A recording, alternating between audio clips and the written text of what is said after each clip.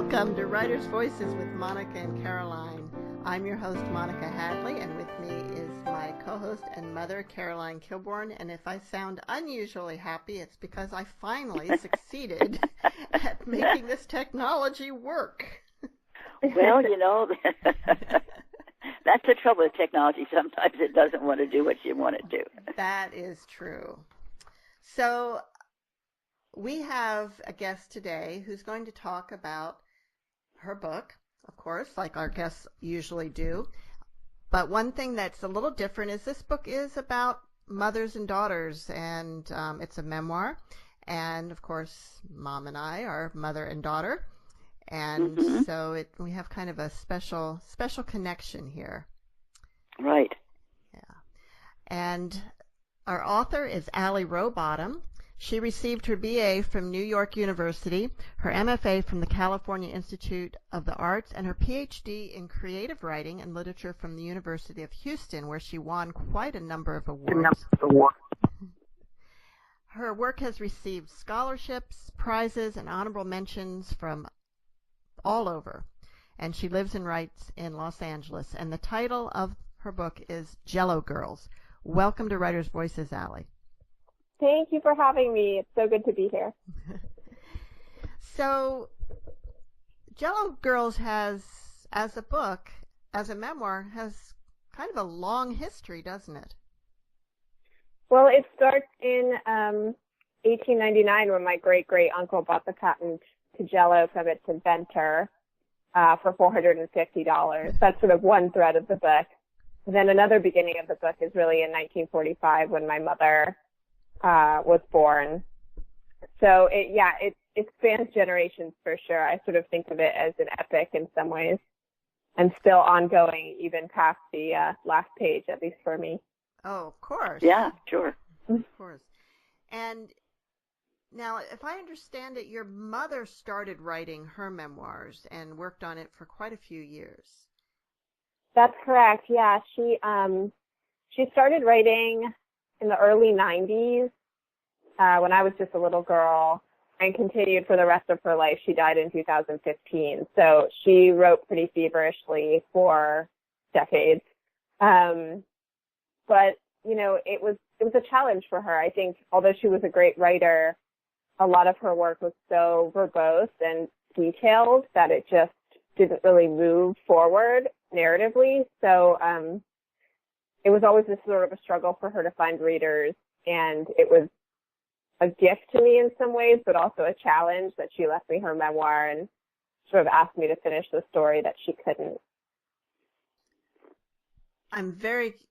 We want to talk about the story, but I also want to talk about how you worked with that material, which must have been reams of material to create your own narrative.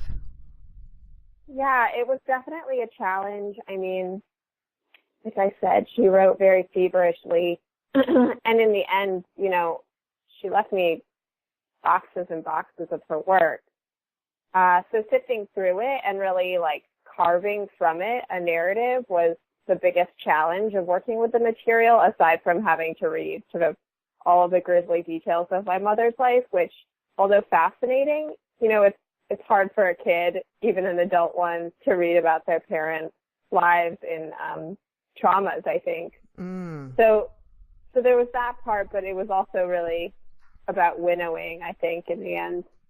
Of course. Yeah, definitely. So, and then all the history about Jell-O. I mean, that was amazing. That was just amazing. Thank you. Did you grow up sort of being aware of all that history, or did that require a lot of research too? That required a lot of research. I mean, I grew up knowing about our connection to Jell-O, but I think, you know, probably to my own benefit, wasn't really steeped in Jell-O culture. My mom tended to avoid it and sort of wanted to make a life outside of that legacy. So when it came time to make Jell-O a character in this book, I had to really work to figure out where it came from and what it was all about. And ultimately, it was that research and the story that sort of emerged from Jell-O's relationship with America and with American feminism.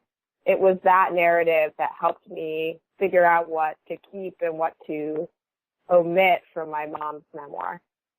Ah, okay. And then it's a fascinating story. You frame it within this other kind of more current event as well, where in the Leroy, New York, the birthplace of Jell-O, there were, tell us what happened there in 2011, 2012, and how that impacted your story.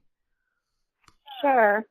So in October of 2011 and extending into 2012, a group of girls in Leroy came down with sort of undiagnosable and mysterious Tourette's-like symptoms. And at first it was just sort of confined to one girl and then two, but ultimately those symptoms ended up spreading mysteriously and with no known physical cause amongst a large group of girls and ultimately at least one woman. And about this, the media said many things. It sort of descended on the town. The townspeople were very concerned about what could possibly be causing this illness amongst the girls. And my mom and I really became interested in the story, primarily because Leroy was her hometown when she was a girl, and secondarily because it was the birthplace of Jell-O. And, her family had ties to Jell-O, and she had experienced a lot of the similar symptoms to these girls when she was younger, especially sort of in her late adolescence and early 20s. So the story was really enticing to us, and I ultimately ended up braiding it into the memoir because it felt like it performed a lot of what I was trying to say with the book. My mom did feel that the girls were responding to the way of living as a girl in a patriarchal culture, specifically a nexus of patriarchy, which is how she saw Leroy. So it was, she was very sure that that's what was going on. In the book, I'm less sure, but I'm certainly open to the possibility.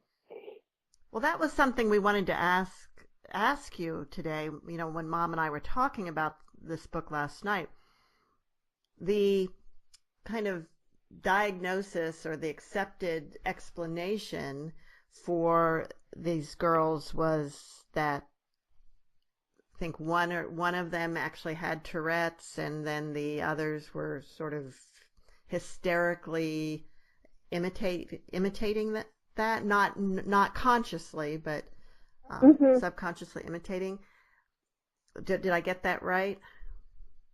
Well, there was one girl, and she had been apparently sort of a popular girl in the school who did have Tourette's. The idea is that the conversion disorder is sort of the literal conversion of emotional stress into physical symptoms that the person experiences as involuntary.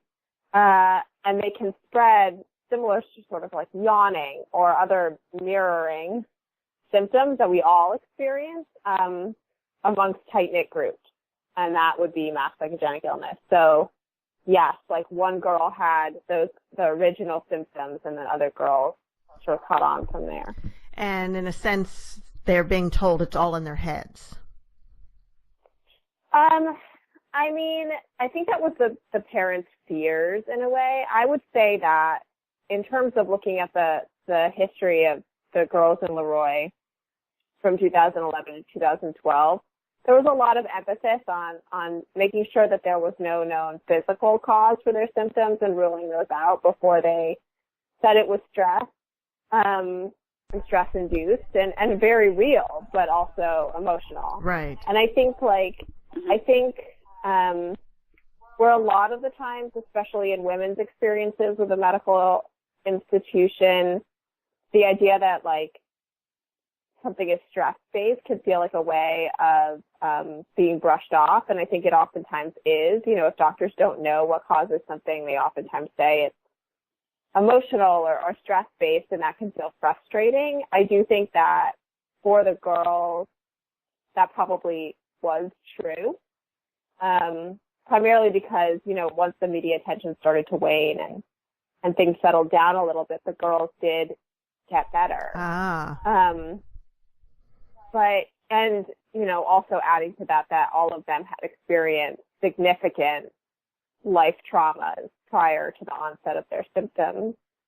So I think, like, it was a tricky situation because, of course, like, the girls' parents wanted to protect them from being called hysterical and from all of the baggage that goes along with that label, especially for women. At the same time, we live in a culture that diminishes or says, like, tends to think that symptoms that are emotional are less important. So it was a very complex situation, I guess is what I'm trying to say. I don't think that the girl's diagnosis was a brush off ultimately, but I think it had the potential to be, for sure. And I think parents were rightfully concerned that it would be. And, of course, your mother had direct experience of having symptoms brushed off that turned out to be very, very real. Absolutely. So when my mom was in her early 40s, when I was a little girl, she started to experience a series of odd symptoms that sort of onset around her cycle. And these turned quite violent. You know, she was vomiting every month with every period. It was way worse than sort of your the run-of-the-mill PMS that doctors wanted to say that she had. So they offered up PMS as a solution. They offered up, you know, a myriad of different, like, allergies and other small, you know, stress, things like that. But, you know, after she persisted and finally found a doctor who would do an exploratory surgery, it came out that she had cancer, and that, you know, it had almost killed her while she was waiting around for the doctors to do something about it. And I think this, you know, her experience is not, unfortunately, too uncommon. Right. Right. Right. And your grandmother also endured something similar. Well, my grandmother died of breast cancer in the late 1950s. I wouldn't say, because I don't know, nor do I have any reason to believe that she was not believed when her symptoms began. But I do know that, you know, at the time there was very little that doctors knew to do for that particular disease. And I do think that if she had been older when it had begun, if technology had advanced just a little bit further, we might have been able to have her around longer. As it was, she died quite quickly of what I think would probably be, what I'm trying to say is what I think would probably be a fairly treatable disease at this point. Wow. Well, they have made tremendous strides in that field and in all fields of medicine, and we see they do things today they couldn't do 5 years ago. And, absolutely. So it's that happens.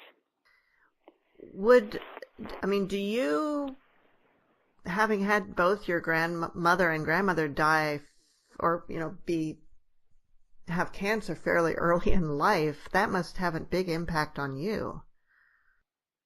Yeah, it does. You know, obviously I didn't know my grandmother and I wasn't around for her illness and death, but the legacy of it certainly hung over my head a lot as a child, and my mother's, of course. And my mom's, you know, grief really marked my experience of life with her. But then ultimately, like, losing my mom young in my life and well before the natural, or what should have been the natural end of hers, you know, it's scary. It's definitely something I think about more than I would like to, or more than a lot of people do. I think, like, in some ways, I guess I try to see it as a gift, in as much as I'm aware of our fragility, I suppose, and the importance of the present moment, I hope, in a way that maybe people who haven't seen guests as early as I have are, but I'm not sure. I'm not sure. I would still rather have her around and have the peace of mind that, like, not all the women in my family so far have died of cancer. Yeah. Well, I think writing this book and putting it out there is very important. Yeah, thank you. It feels that way. Yeah. You're listening to Writers' Voices with Monica and Caroline, and our guest today is Allie Rowbottom, author of Jell-O Girls. So how, growing up, did you like Jell-O? How much was Jell-O part of your life?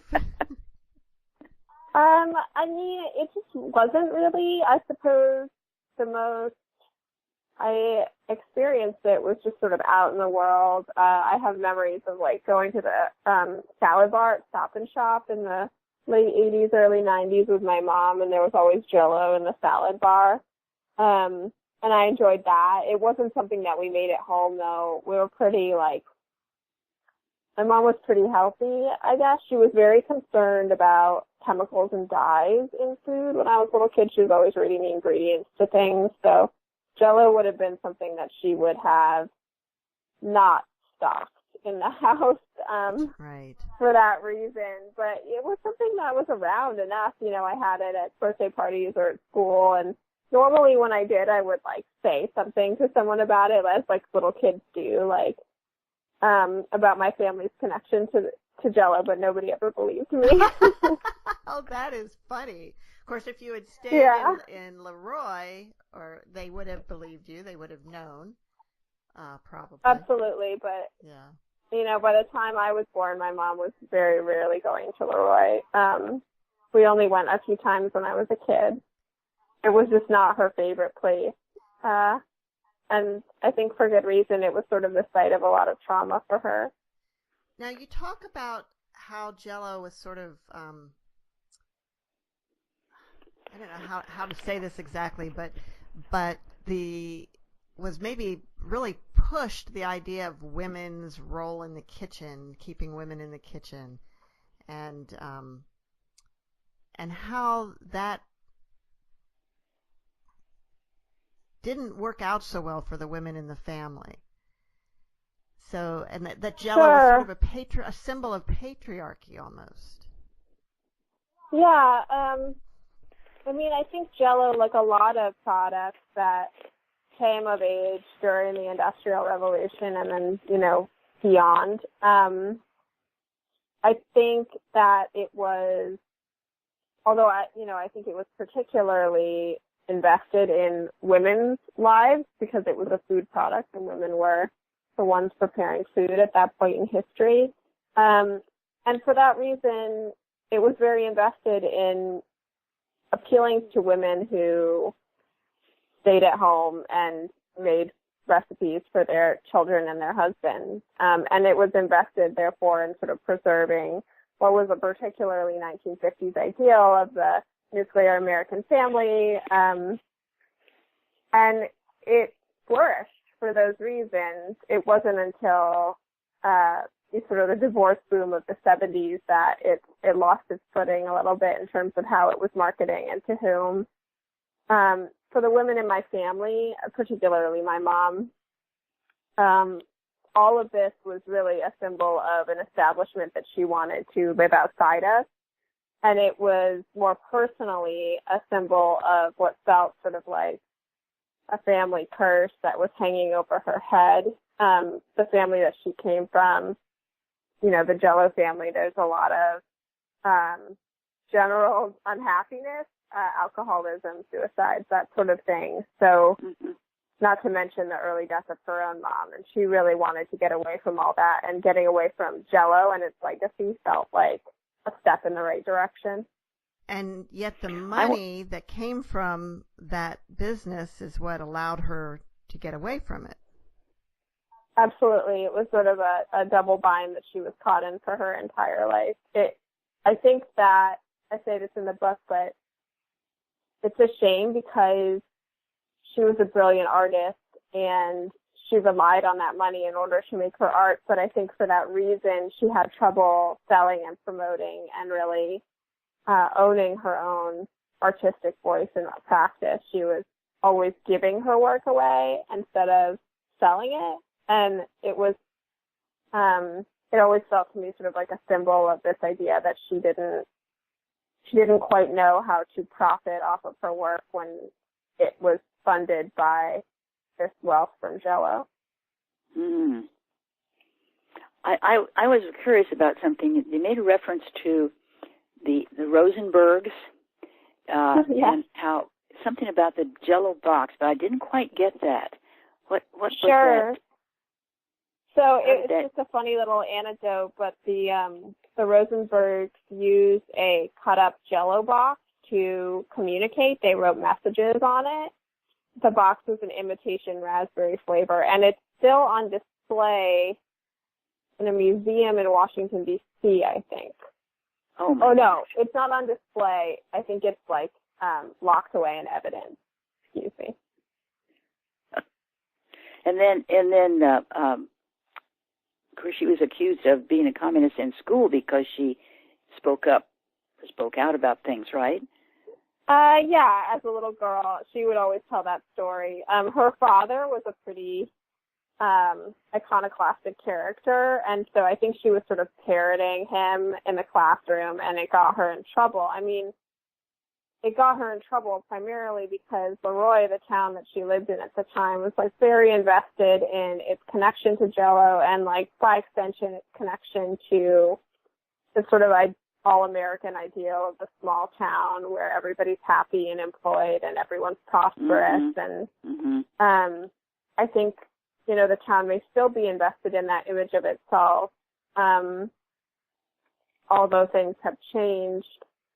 But yeah, so as you know, as a child, like my mom was different and felt different. She had been born in Lima, Peru, and felt that she had sort of experienced the life outside of the small town and wanted more of it. So, you know, her difference felt like sort of like a very visible bruise in the town to her, I think. And once she got away, she felt better. Yeah, because because she felt like she had already experienced a lot of things and she wanted to talk about it, but people weren't, they weren't listening. Yeah, that was particularly true after she, when her family went away to Europe for about a year and then came back. Yeah. I think too, I mean, her experience was probably one that's fairly common, among artists or just people who identify outside what we very narrowly consider the norm, still in small town America. And so it's not an uncommon experience, I don't think, by any stretch. But I do think that once she moved to New York and sort of began to create her own chosen family and to pursue her life as an artist and to pursue therapy, quite honestly, and a path towards healing, I think that's what really changed her life and helped her to better it. You're listening to Writers' Voices with Monica and Caroline, and our guest today is Allie Rowbottom, author of Jell-O Girls, A Family History. Do you think it would have been any different if the family fortune had come from some other, like banking or some other thing other than Jell-O, which, was sort of in your face all the time from TV ads and magazine ads? I think it would definitely have made for a different book. Obviously, I think that, I don't think that it was Jell-O that caused any sort of family misfortune any more than I think that money causes misfortune. I think it doesn't. I think quite to the contrary. I think that there probably would have been problems and discord in the family that was specific to whatever other sorts of privilege and wealth that the family had, come to. Jell-O is specific in as much as it was such a cultural icon and such an icon of America and American values. So for that reason, I mean, I do think that it was a unique place to, or a unique product to be connected to. Oh, absolutely. Was it your uncle? Was it your uncle that said that there was a curse on the men of the Jell-O legacy? That was my mother's cousin John. Oh, that's right. Yeah. Yes, and with whom she ended up having an affair when she was quite young. He was older, and you know, this doesn't really make it into the book, but she was not the only one that he was running around with at the time. His own father was a pretty intense alcoholic and died young. His grandfather also died young and somewhat mysteriously. He had an uncle who had fallen or jumped from the Sheraton Hotel in downtown Rochester. So, I mean, he had certainly endured his own fair share of trauma. His sister ended up killing herself by jumping out of a window. So, yeah. And he died pretty young too, didn't he? He did, yeah. He died of cancer. So I think, you know, whether or not he really believed in the curse, it was something that lodged itself very firmly in my mother's psyche from having been told about it by him when she was a child. And it, you know, she tried to figure it out for a long time because her cousin had told her that the curse affected only the men in the family and that she was safe from it because she was a woman.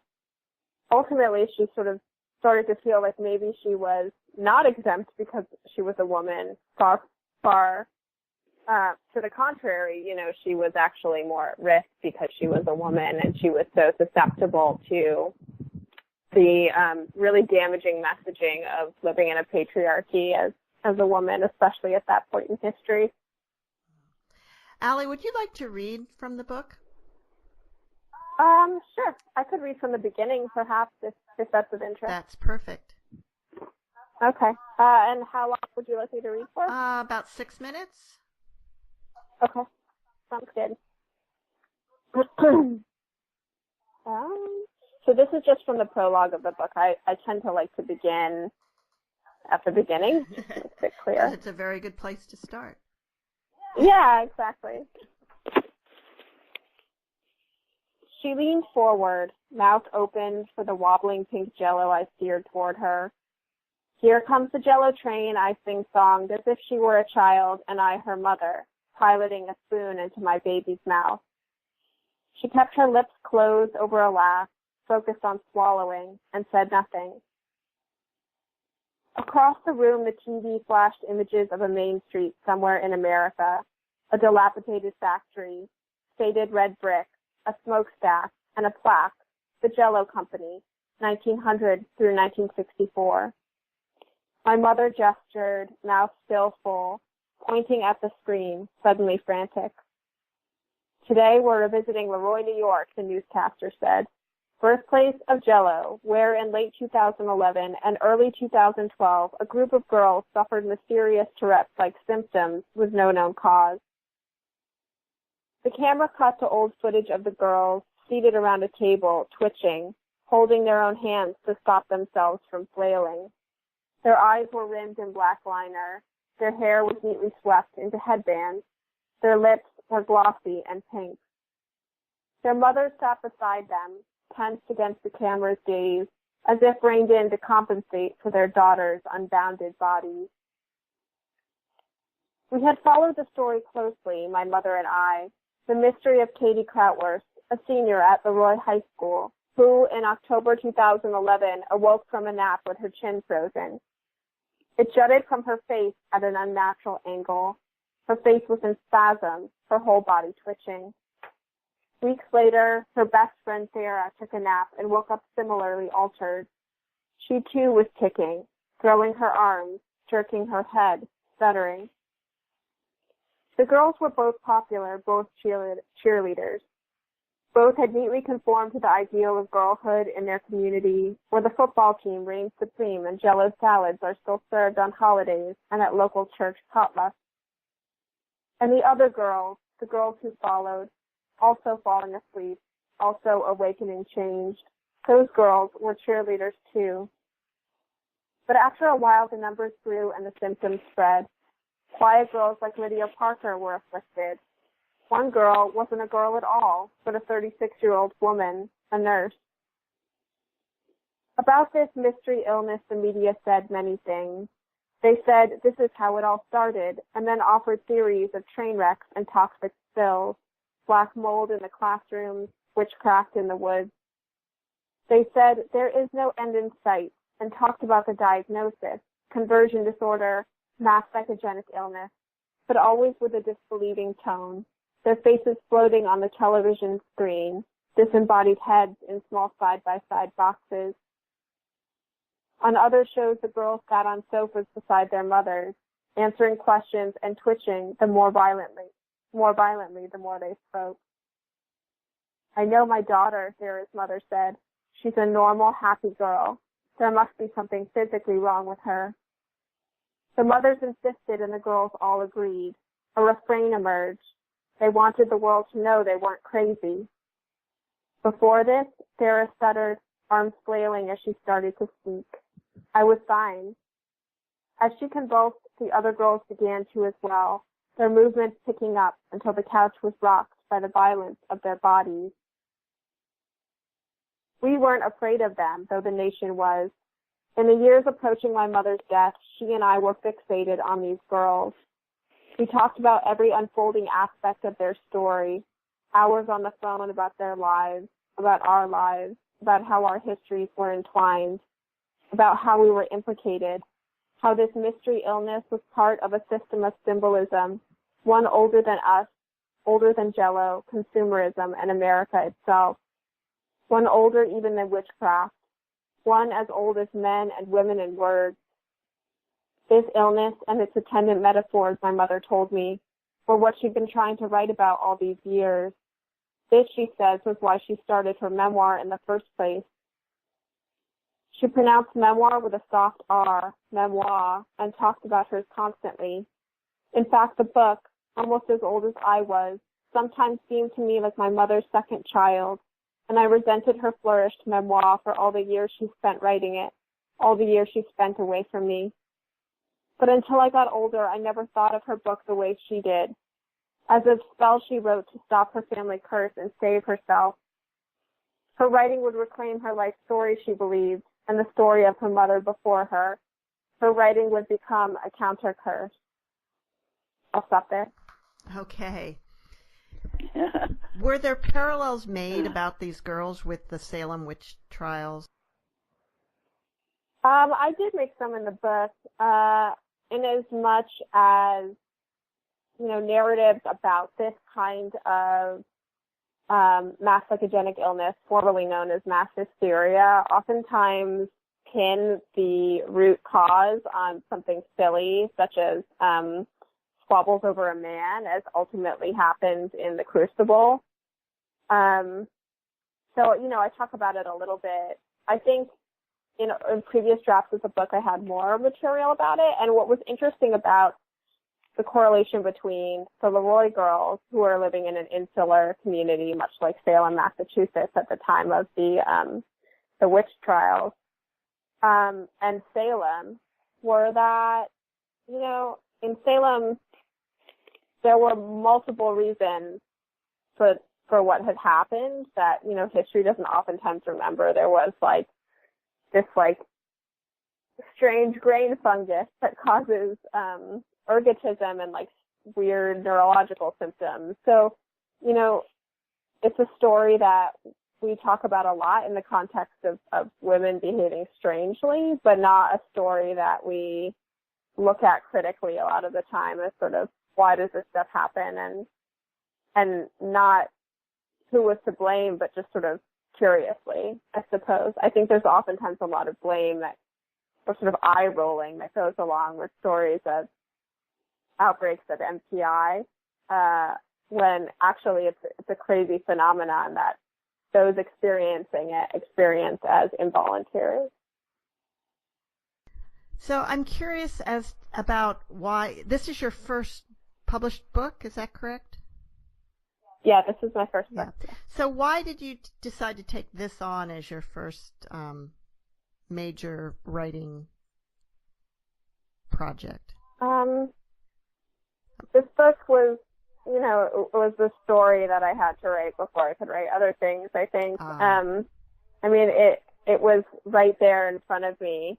And as a writer, it was a really good story, and not to tell it felt like that would be a silly decision. I wanted to tell the story, but, I think that for many writers, there's that first story that needs to come out before the other ones can live and grow. So that was this for me.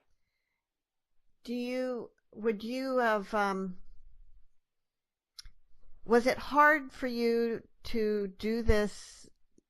Because, I mean, that's not quite the way I want to say it, but the challenges of trying to complete your mother's memoir, in a sense, as opposed to writing your own story.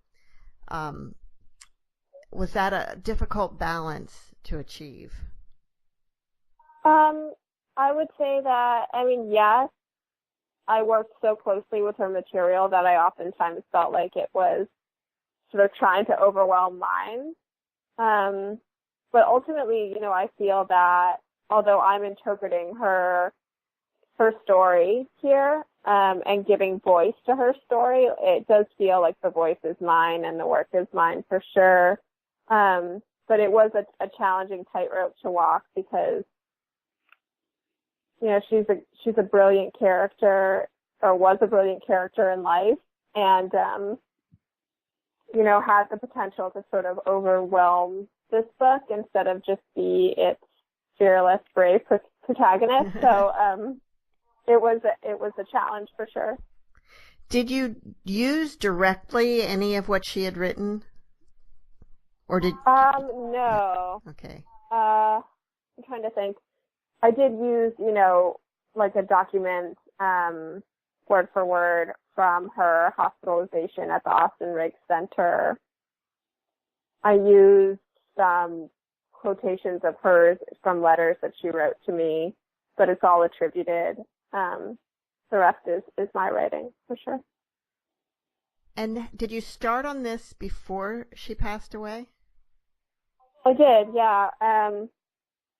I didn't envision that the book would turn out to be the book that it did at the time, but I started writing it about 2 years before her death. But it wasn't until she started to really decline that a lot of the urgency, I think, that's in the book, and a lot of the narrative, for lack of a better word, came forward, and the book took shape around her death, really. I wondered about all the history of the Jell-O. Is that documented in the museum? I assume there's a Jell-O museum somewhere. Yes, there's a Jell-O museum in Leroy, and a lot of the material that I touch on in the book is in there. Yes, there's also some great sources for Jell-O history. Primarily a wonderful book by the author Carolyn Wyman, who does sort of like food history books that was so helpful to me as I was writing. And then I used a lot of old cookbooks and stuff that I ordered off of eBay. I got to admit, I had one of those Jell-O cookbooks when I was first married in the mid-'70s. And I remember feeling so proud of myself for all these incredibly diverse Jell-O recipes that I made. Yeah, it's kind of a hard it's a hard thing to make. Honestly, like I wasn't quite aware, but I started trying to make some of the recipes and joys of Jell-O myself, and it was harder than I thought. So much of the marketing is around the ease of making Jell-O, but when you're working with Jell-O and like tuna fish or whatever else you want to put inside of it, it becomes really challenging. Well, I definitely went towards the dessert Jell-Os. And that's probably why. Yeah, so they weren't that hard, but it was just, put them in a parfait glass or something. It just seemed fancy to me. And I still, to this day, one of my kids, like at Thanksgiving and Christmas, I will still sometimes make their favorite one, which was strawberry Jell-O with chopped up frozen strawberries and whipped cream. And that sounds good. It is good. It's very fluffy and strawberry. But that's about the only time these days I buy Jell-O. So has Jell-O really declined as a? But I don't sort of buy packaged food much anymore, and I know there still are people out there who do because it's still on the grocery shelves. But has Jell-O's prominence really declined? I can't speak too much to beyond sort of conjecture for how Jell-O's doing as a company and a brand. But I do know that, overall, in general, people, much like yourself, are buying less prepackaged food that takes time to make. Like, if people want to eat junk food, it seems like they're just buying it ready to eat. Ready to eat, yeah. And for that reason, I think that Jell-O's biggest sellers are sort of the sugar-free pudding cups that you see in the refrigerated section of the grocery store. It's still very popular with dieters. It has like a low Weight Watcher count. And so, people are buying it a lot for that reason. And I think that's pretty much its primary seller. Well, you can even buy ready-made Jell-O gelatin too, can't you? In little cups. Yes, you can. Yeah. Wow. And they have the Jell-O rings. The Jell-O rings in the store. Oh, do they? I mean, there's a lot of possibilities. Yeah. And of course, it's interesting, as we all know, Bill Cosby was a spokesperson for Jell-O for many years. And did you find it kind of ironic that he, was an assaulter when part of the curse was, for your mother, was having to have endured sexual assault as a young woman and as a girl? I mean, yeah, I unfortunately, it wasn't surprising to me. And I think that's probably the response a lot of women had to it. I know that people were shocked about Bill Cosby, but, I didn't find it particularly shocking. I mean, I did find it, writing a book about Jell-O's connection to feminism. I did find it, pertinent, obviously, but I didn't find it surprising. What would your mother think about the Me Too movement?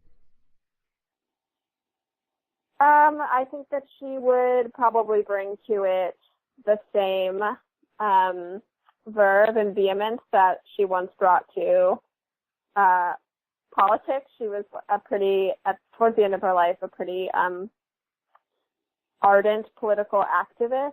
She canvassed for Howard Dean and Barack Obama and threw a lot of parties for them and was just extremely invested.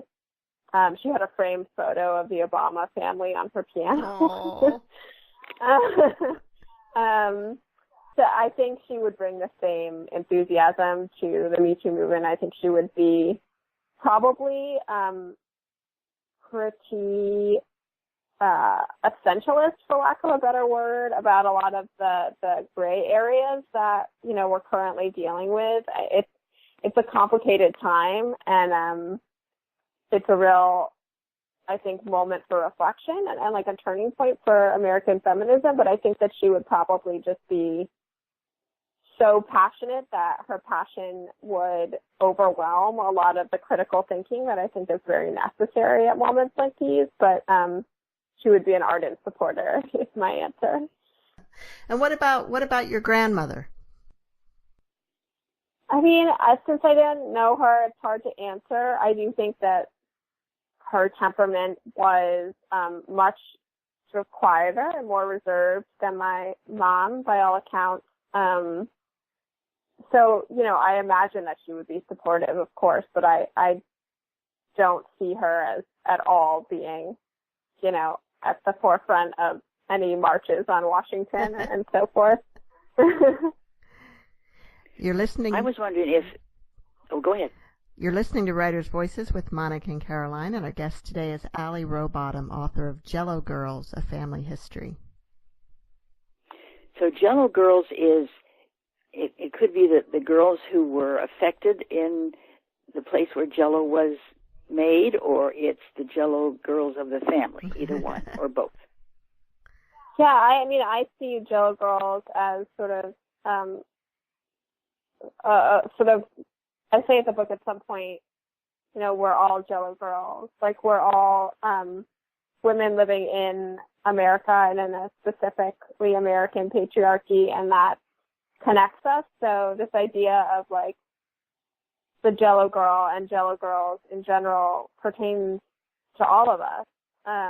We've all been shaped by the forces of the culture in which we live, the products that we've been told to consume or instructed how to make, and Jell-O is one of them, but there are others.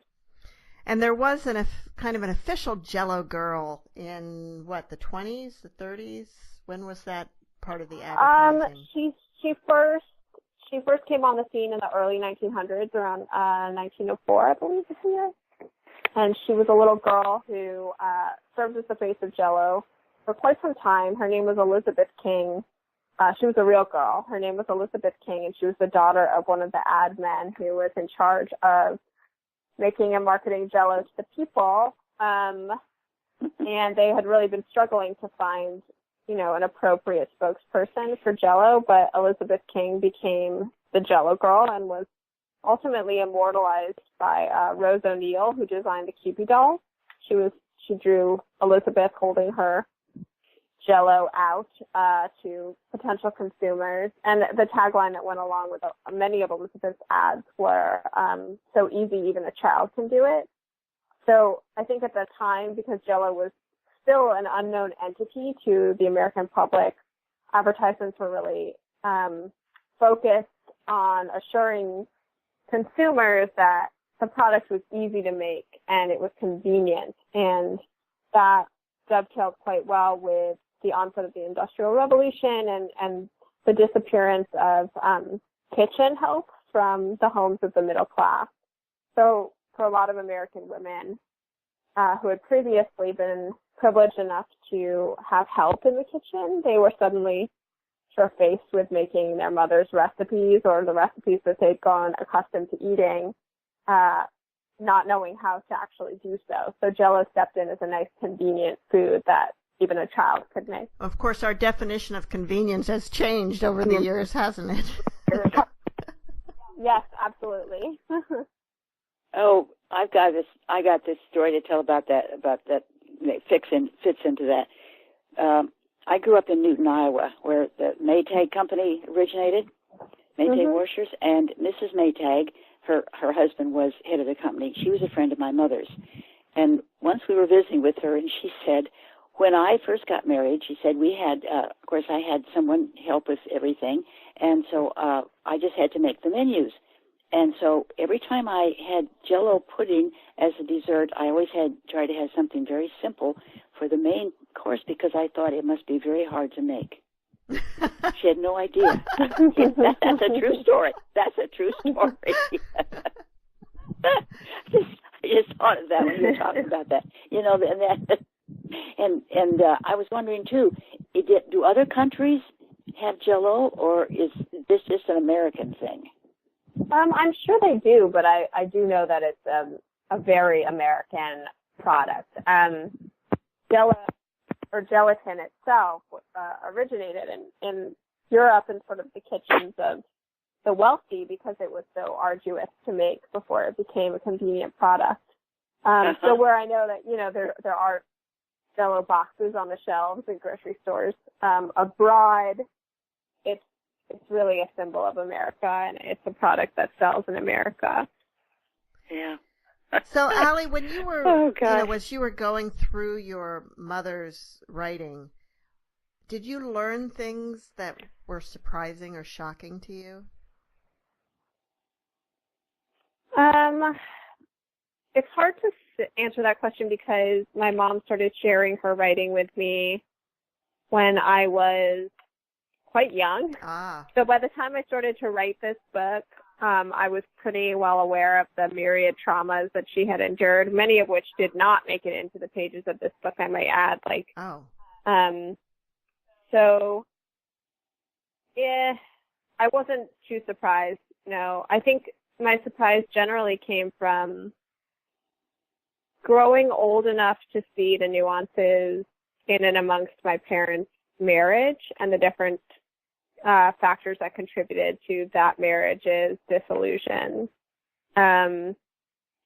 which didn't feel particularly painful, but just interesting. You know, my lens has widened the older I've gotten, and I've been able to see multiple sides to the story. There really was a sense of resolution in the story with your father coming around towards the end of your mother's life.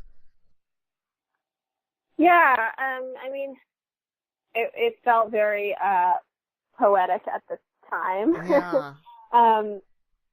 And I would say, you know, my dad was really present and helpful and wonderful during my mother's, the last sort of phase and months of her illness and ultimately her death. And that was a really healing experience, I think, for her and also for him, and to a certain extent for me, too. Was your mother very supportive of you becoming a writer? Yes. Unequivocally, yes. And how much do you think seeing her doing all that writing all those years influenced your decision to be a writer? That's a really interesting question.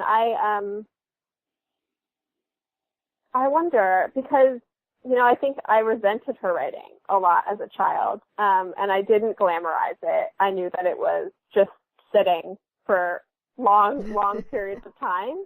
And so I didn't really picture myself as a writer, but it sort of became this unavoidable thing that I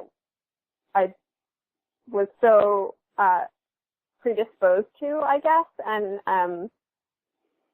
I ultimately feel like writing chose me. It wasn't like I just decided to be a writer. It was like I had no other choice.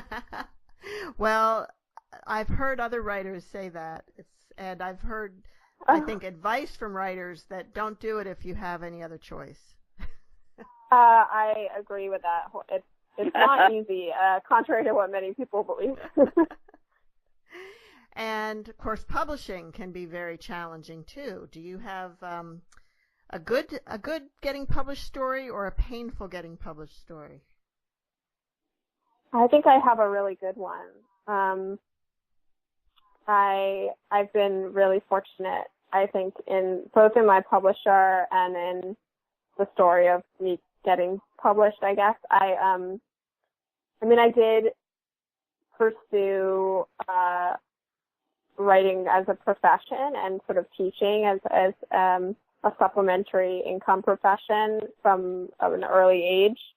I went to my MFA program straight out of college, and from there I went on to pursue a PhD, which I mention only to say, like, I knew that publication was not something to bank on, and that, you know, writers have to have a supplementary income most of the time. So for me, that was going to be teaching.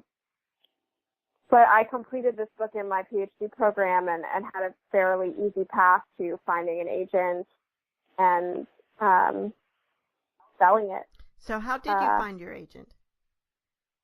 I met my agent at Tin House, which is, you know, I'm sure many of your listeners know, is a writer's workshop in Portland that's held in the summers. They have a winter program too, but I was on scholarship to Tin House and met my agent there. I had been sort of speaking with a couple other agents, but it turned out that the agent I met at Tin House, whose name is Mariah Spence,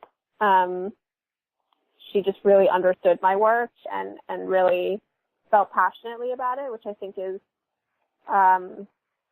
pivotal for writers and the agent relationship. And so we ended up working together, and probably about 6 months after we met, I was working on a draft of Jell-O Girls, at that point, and she helped me sort of take it to the finish line, and we sold it about 6 months later to Little Brown.